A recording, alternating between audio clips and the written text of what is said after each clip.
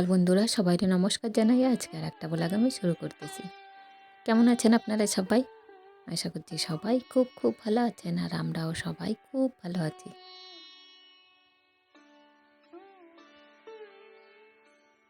বন্ধুরা, আমি চিত্রা, আমার চ্যানেল চিত্রা ব্লগে আপনাদের সবাইকে জানাই অনেক অনেক স্বাগত।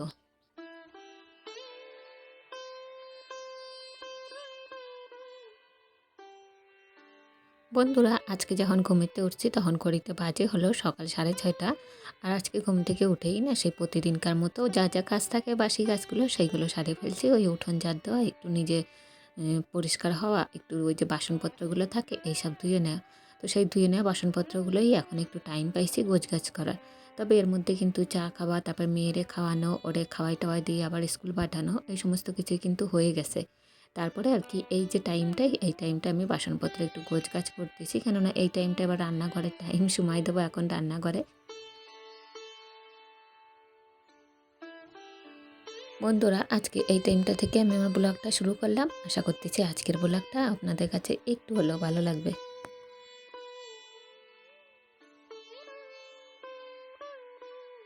এদিকে আমার হাজব্যান্ড কিন্তু এখনও ঘুমাতে ওঠে নাই, ও ঘুমায় রয়েছে। আর এদিকে কিন্তু একদম নিলিবিলিতে আমি কাজগুলো শুরু করছি।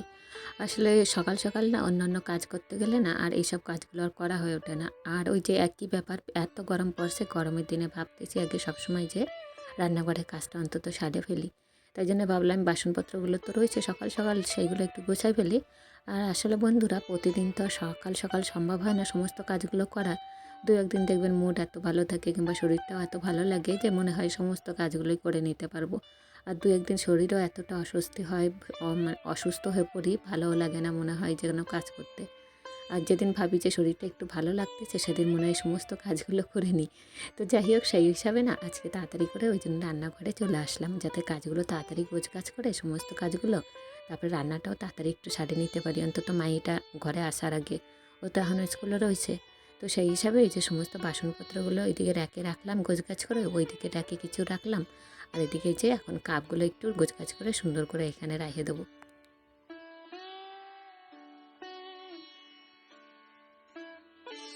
এধারে বন্ধুরা ওইদিকে কাপ প্লেটগুলো গোছগাছ করে রাখলাম, আর এইদিকে এই যে ইন্ডাকশান ওভেনের মধ্যে একটা গামলার মধ্যে কটা ভাত বসাই দিছি। কেননা আমাদের গ্যাস শেষ হয়ে গেছে আজকেই। আর হঠাৎ করে ফোন করা হয়েছে যে গ্যাসওয়ালার কাছে গ্যাস নেই, তো সেই দাদার কাছে না গ্যাস একদম শেষ। আবার কখন নতুন গাড়ি ঢুকবে, তো সেই সময় আবার গ্যাস পাবো আমরা।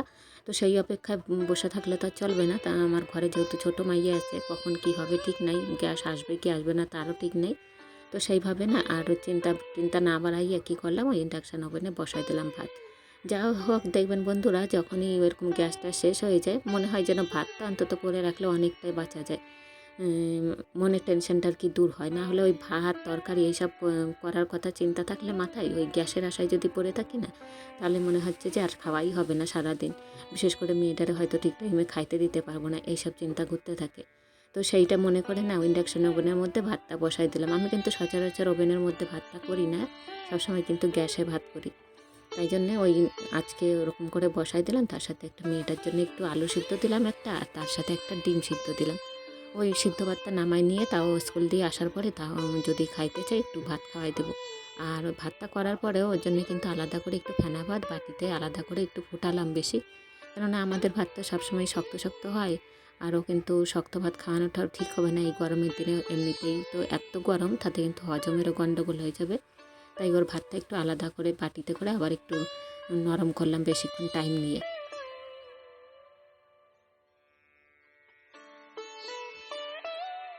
এইদিকে বন্ধুরা, কাঁঠালের গন্ধে বাড়ি কেউ টিকতে পারতেছে না। আর আমার হাজব্যান্ড তো করছে সবসময় যে কী দরকার কাঁঠাল আনার, বাবার কী দরকার। আসলে ও খাওয়াটা একদম পছন্দ করে না কাঁঠালটা। আর যদিও খাইতে চায় না সবাই, না কাঁঠালটা একদম ওই পেট খারাপ হবে বলে, আরও এত গরম, তো সেই ভয়তে না কেউ খাইতে চাইছে না। আর তার জন্যই ওরকম বিরক্ত হচ্ছে। তো তাড়াতাড়ি না ভাবলাম যে আবার নষ্ট না হয়ে যায়, এত গন্ধ বেরোচ্ছে কাঁঠালটার পাকিয়ে। তো সেই জন্য আজকে তাড়াতাড়ি একটু টাইম পাইছি, যেহেতু এখন মেয়েটাও নেই। আর ও থাকলে না আমার মেয়ে একটু ভালোবাসে কাঁঠাল খাইতে, আমার বাবার মতো আর কি, বাবার বাড়ি বাবা খুব কাঁঠাল খায় ওরা। আর আমার মেয়েও তাই, যদি ওরা সবসময় কাঁঠাল দিয়ে যায় না তো কাঁঠাল সবই খাবে, কিন্তু দেয়া যাবে না, কাঁঠাল জিনিসটাই ওরকম, ওতে প্রচণ্ডই কিন্তু পেটে সমস্যা হয়, তার উপর তো এতটা গরম। তাই ওরে কিন্তু একটু বুঝায় সুঝায় অল্প অল্প খাওয়াটা দিতে হবে। তবে ভাবলাম এই মুহূর্তে যখন ও ঘরে নেই, তো এখন একটু বানিয়ে টেঙে রেডি করে রাখি দিই, পারলে ফ্রিজের মধ্যে ঢোকায় রাখবো, তাতে আর নষ্ট হওয়ার ভয় থাকবে না। আর এদিকে বেলগুলো সেই যে রাখি গেছে, মানে মা বাবা ওই যে দিয়ে গেছে, তো তারপর আর ভাঙা হয় না। এই যে তার মধ্যে ভাঙছি, একটা তো হয়ে গেছে নষ্ট। তারপরে এই কটা ভাঙে দেখলাম যে 3টে ভালো আছে, তার মধ্যে একটা নষ্ট হয়ে গেছে। তো এইগুলো ভাঙিয়ে দিয়ে না ফ্রিজের মধ্যে রাখিয়ে দেবো। ভাবলাম যদি দুপুরে টাইম পাই একটু পরে শরবত করে আর কি সবাই মিলে খাবো।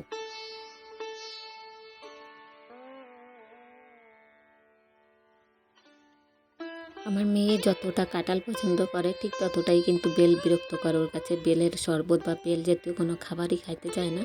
আবার বেলটা আমার কাছে কিন্তু খুব ভালো লাগে, আর বেল কিন্তু খুবই উপকারী একটা ফল। বেল খাইলে পেটের রোগ সারে, পেটের অনেক সমস্যা দূর হয়। তো যাই হোক বন্ধুরা, এই যে এবার ফ্রিজের মধ্যে সব এক এক করে রাখিয়ে দিলাম।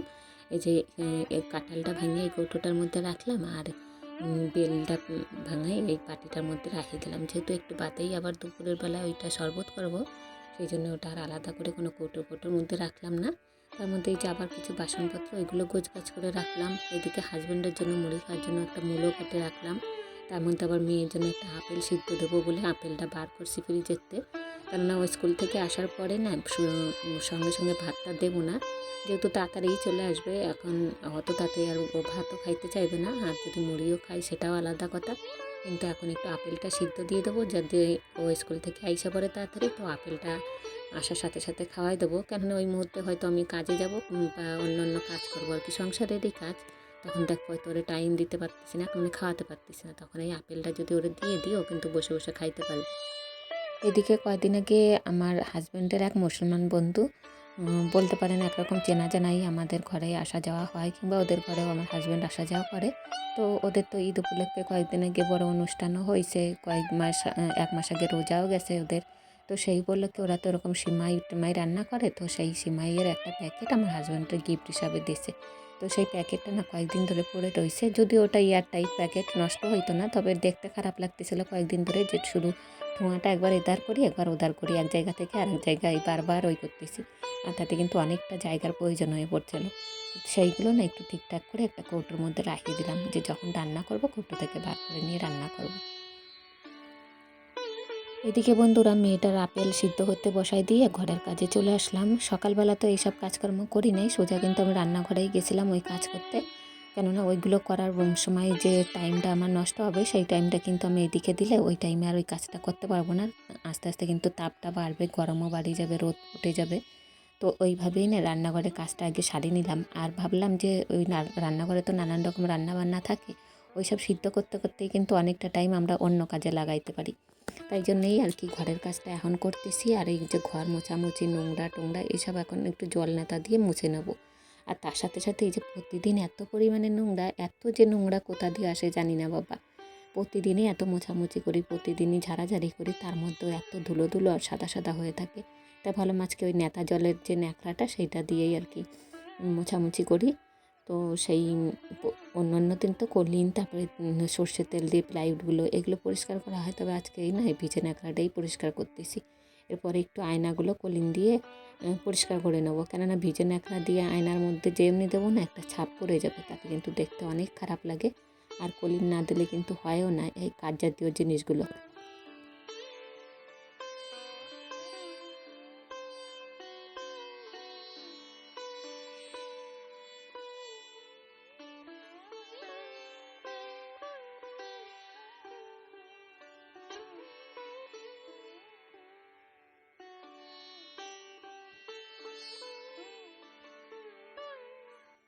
এরপর বন্ধুরা ঘর পরিষ্কার করে না তারপরে চলে আসলাম আবার রান্নাঘরে। রান্নাঘরের উপরটা তো সেই সময় একটু মুছে, তারপরে বাসি ঘরে তো আর করা যায় না সব কিছু রান্নাবান্না।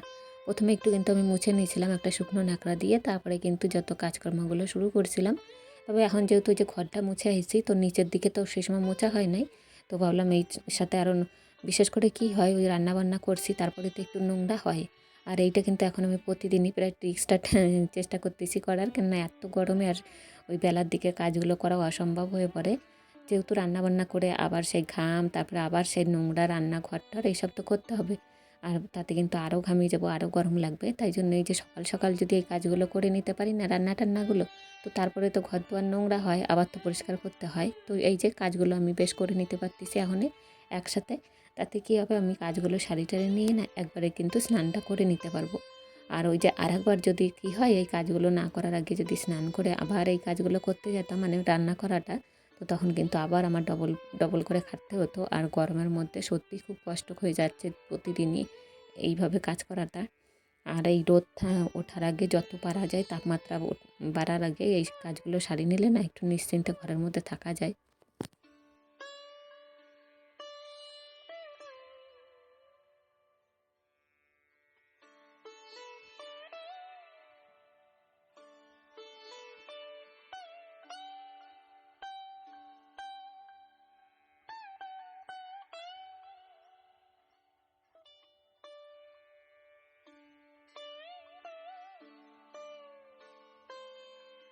বন্ধুরা, আমার ভিডিওর কোনো অংশ যদি আপনাদের কাছে ভালো লেগে থাকে তো প্লিজ আপনারা একটা লাইক দিয়ে দেবেন। আর আজকে যদি কোনো নতুন বন্ধু আমারা দেখে থাকেন, আমার আজকে ফার্স্ট টাইম দেখতেছেন, প্লিজ সাবস্ক্রাইব করে দিয়ে আমার পাশে থাকবেন। আর আমার ভিডিওর কোনো অংশ যদি আপনার কাছে ভালো লেগে থাকে একটা লাইক দিয়ে দেবেন। আর অলরেডি এই কাজটা যে বন্ধুরা করে রাখছেন তাদেরকে তো অসংখ্য ধন্যবাদ জানাই। আপনারা এইভাবে আমাকে সাপোর্ট করতে থাকুন।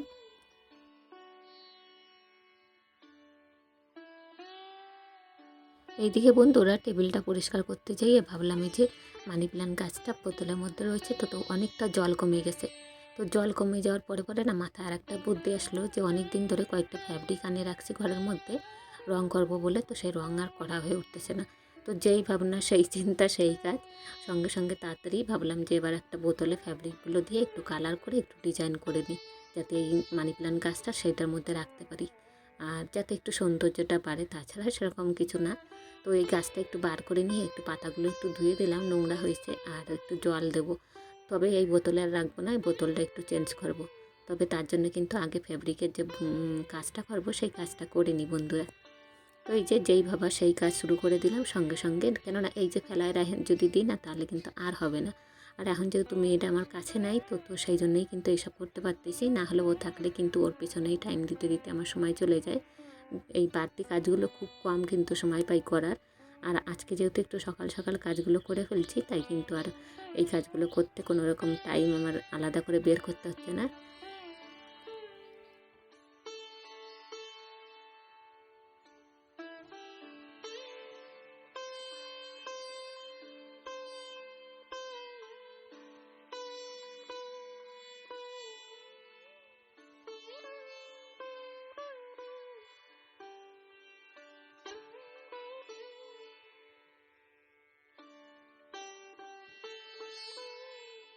সত্যি কথা বলতে গেলে বন্ধুরা, এই সমস্ত কাজ করার জন্য যেসব টাইমটা দরকার, এই টাইমটা যদি আমরা বাইরে লোকের কাছে গিয়ে ওই যে লোকের চর্চা, কার সংসারে কী হচ্ছে সেই সব চর্চা না করে যদি সময় মতো একটু নিজের একটু পছন্দ মতো এই কাজগুলো করতে পারি, নিজের একটু টুকিটাকি ঘর সাজানোর জিনিসপত্র, নিজের প্রয়োজন মতো নিজের হাতের কাজগুলো একটু সময় মতো ওই এরোর বাড়ি না গিয়ে পাড়ায় না যাইয়ে নিজের মতো এই কাজগুলো করতে পারি, তাতে কিন্তু নিজেরই লাভ। তাতে কী হবে, না সমালোচনার মধ্যে থাকলাম, না কারোর কথা শুনলাম, না কোনো ঝামেলায় জড়ালাম, নিজের মতো থাকলাম, নিজের মতো কাজ করলাম, আর তাতে কিন্তু আমার নিজেরই মঙ্গল। কেননা ওই লোকের কাছে যত সমালোচনা করবো নিজেরই কিন্তু অমঙ্গল, আর সংসারে কিন্তু ততই ক্ষতি। অনেকে দেখবেন পাড়ায় যারা থাকে, যারা বাইরে আলোচনায় বসে, কিংবা অনেক দিদি জেঠিমারা, তারপর কাকিমারা, কিংবা অনেক পাড়ার বউয়েরা, তেমন অনেক অনেক লোক আছে যারা দল বেঁধে এক এক ঝাঁক নিয়ে বসে, আলোচনায় বসে। তখন কিন্তু কথা ওঠে, এর বউ কেন ওই কাজটা করে, তার বউ কেন সেই কাজ করে, এর বউকে তো দেখা যায় না, ওর বউকে তো দেখা যায় না। এরা সারাদিন কী কাজ করে যে বাইরে বেরোতে পারে না, একটু কথা বলতে পারে না। আসলে তাদের কাছে না যে জিনিসটা আর কি, যে মানুষটা যেভাবে নেয়, আমার কাছে মনে হয় যে আমি টাইম নষ্ট না করে শুধু শুধু এই কাজগুলো করি, যাতে আমার ঘরটা একটু মঙ্গল হয়, ঘরের জিনিসপত্রগুলো একটু শৌখিনতা আসে, নিজের একটু মনোভাবগুলো চেঞ্জ হয়, যাতে ওই লোকের কাছে গিয়ে নানান রকম আলোচনা করে নিজের টেনশন না বাড়ে। আর বন্ধুরা, আমার ঘরে আজকে যদি চাল না থাকে, কেউ কিন্তু আমার ঘরে চাল এসে পৌঁছে দিয়ে যাবে না, যে আমি খাইতে পারতেছি না বলে তারা আমার চাল দিয়ে উপকার করতেছে কিংবা একটা পয়সা দিয়ে উপকার করতেছে। আমার ঘরে নাই তো আমারই নাই, কেউ কিন্তু দিতে আসবে না। তাই ফালতু এই অযথা আলোচনা, অযথা সমালোচনা করে কোনো লাভ নেই। আমি যদি একটা দিন না খাইয়ে থাকি কেউ আমার খাইতে দিতেও আসবে না। আমার যদি থাকে, আমার যদি সম্পত্তি থাকে কিংবা আমার যদি পয়সা কড়ি থাকে না, দেখবেন আমার সবাই খোঁজ নিচ্ছে। আর আমার যদি না থাকে না, আমার কাছে একটা কাক পক্ষীও আসবে না। বন্ধুরা, বোতলের ডিজাইন তো করা হয়ে গেল, সঙ্গে সঙ্গে গাছও বসাই দিলাম। ওর মধ্যে যে মানি প্ল্যান্ট গাছটা ছিল সেইটা বসাই দিয়ে কিন্তু টেবিলও সাজানো হয়ে গেছে। আপনাদের কাছে কেমন লাগলো ডিজাইনটা আপনারা প্লিজ কমেন্টস করে জানাবেন। আমি কিন্তু এর আগে এরকম কোনো ডিজাইন করি নাই। তবে কি হয়, খাতাপত্র, মেয়ের মেহেন্দি পরানো এসব করতে করতে না অনেক সময় হয় কি, আলপনা দেওয়া এসব তো করি, যেহেতু মেয়ে হয়ে জন্মাইছে ওইসব তো করাটা খুবই দরকার সংসারের ক্ষেত্রে। তো সেই হিসাবে কিন্তু এরকমভাবে কোনো ফ্যাব্রিকের কাজ করিনি। আজকে কিন্তু ফার্স্ট টাইমে এই কাজটা করলাম। তো সেই জন্য আপনাদের কাছে কমেন্টসের মতামত জানতে চাই যে কেমন হয়েছে, আপনারা জানাবেন প্লিজ। তো তারপরে এই যে মেয়ের দুটো পুতুল খুবই নোংরা হয়ে পড়েছিল কয়দিন ধরে, তো সেই পুতুল দুটো আজকে ধুয়ে দিলাম। আর বন্ধুরা, এই পুতুলগুলো ধোয়াটা কিন্তু খুব টাফ ব্যাপার, যেহেতু এগুলো কার্ডবোর্ডের করা, তো জল পড়লে হয়তো একটু নরম নরম হয়ে যাবে, কিন্তু সেই ভয়টা মাথায় নিয়েও ধুয়ে দিলাম। কেননা এত নোংরা হয়েছে, না পারবে ও খেলতে, না পারবে সাজায় রাখতে। তাই ভাবলাম যদিও নষ্ট হয়ে যায় কিছু করার নাই, আগে ধুয়ে দেবো, তারপরে কথা যা হয় হবে। তো ধুয়ে দিয়ে না রোদেই রাখিয়ে দিলাম। ওইদিকে কিছু বাসনপত্র রোদে রাখা আছে, আর ওই পুতুলগুলোও রোদে রাখিয়ে দিচ্ছি। আর যা রোদের তাপ, যা কড়া রোদ, তাতে মনে হয় না পুতুলগুলো আর নষ্ট হবে, মনে হয় যে ভালো মতো কড়া শুকাইয়ে পুতুলগুলো আরও শক্ত সমর্থ হয়ে যাবে। তারপরে বন্ধুরা, কিছু বাসনপত্র ছিল আর কিছু যে জামা কাপড়ও রাখছিলাম, তো সেইগুলো ধুয়ে দিয়ে না স্নান করে নিলাম। এর ফাঁকে কিন্তু মাঝখানে মেয়েটা আসে পড়ছে, যখন আমি ওই যে বোতলগুলো ডিজাইন করতেছিলাম না ঠিক তখনই।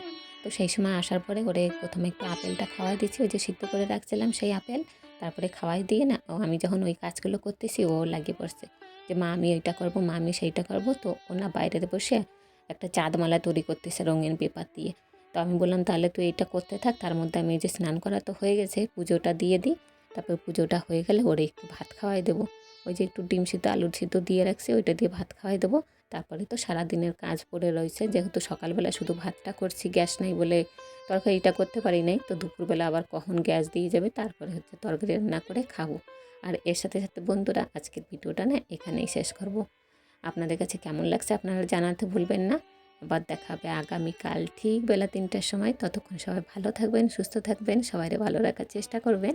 সবাইরে টাটা, বাই বাই।